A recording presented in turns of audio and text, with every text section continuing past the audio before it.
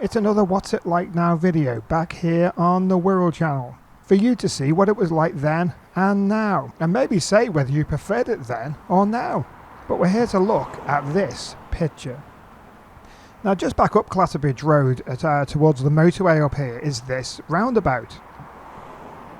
Now you may be familiar with this garage here on the roundabout. It was taken about 2016. Now this garage actually has been here for quite some time, and it was known as Three Ways Garage or Drayton Garage. But since this photograph it has actually been knocked down. Now this is how it looked a few years later. But by 2022 it was completely flattened, and this is what the remains of the garage looked like at the time. So we're back here now, and we've come to see now what it's like today. And as you can see, the whole roundabout here has been completely redeveloped. There's a convenience store and a Subway and a Starbucks over there, and also this EV charging station, which I haven't seen that many cars in, but up until recently. But there's actually quite a few there today. We even have a map here showing the garage before the roundabout part was constructed, which is just prior to the building of the M53 motorway. It was when Clatterbridge Road went straight across towards Spittal Crossroads as it is now. But I'll tell you what, let's get back to our original picture. Now this picture here, it looks like it's been taken from the top deck of a bus. A pretty difficult picture to get today. But let's have a look to see what it's like right now. And this is roughly the right angle, and you can see the road turning off to the left.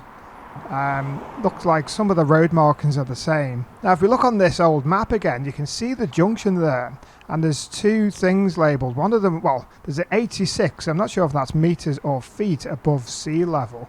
There's also a TCB and an LB. Now the TCB stands for telephone calling box, and the LB stands for letterbox. Now we'll have a look and go and have a look at that a bit later, but if we turn around we see the actual Clatter Bridge, which is what the whole area is named after.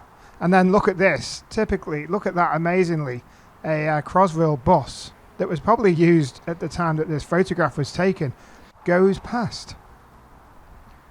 What a bit of luck that was. Now we're down here on the actual Clatter Bridge. Presumably when it was built it was made of wood, and it made a clatter when horses and carts went over it. Just a guess, but there we go. And it actually goes over over Clatter Brook, and you can see that here on the map, and the river running underneath. And there's Clatter Brook beneath it.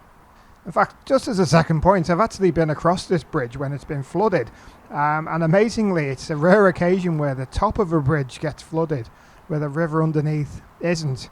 It happens sometimes after heavy rain and the water flows down from the roundabout.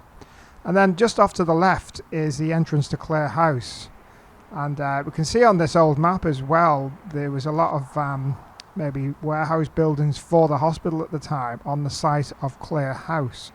And just to its left, just in the darkness, you can see a footpath and a sign saying footpath towards Thornton Hough. Now there's some old gates here. Now it's not actually on the map, or I don't see it on the map, but it's obviously looks like some kind of back entrance into the hospital itself. Now we've come up here to the junction where we were looking at before, brought the camera into the junction, and we can see the signage up the way that was on the original picture. Now this is the road that's headed into Clatterbridge from that entranceway, all been blocked off now with these big stones. Now if we spin round to the left, we can see, you know, where the telephone calling box and letterbox was labelled on the map before. Now the calling box is no longer there, but the letterbox is there. Now just as another point, this is still an active telephone box, and you can see down the bottom it says GR. Now this is going back a bit. GR stands for George Regina, and that's before ER, which was Elizabeth. So this is for Elizabeth's father, King George.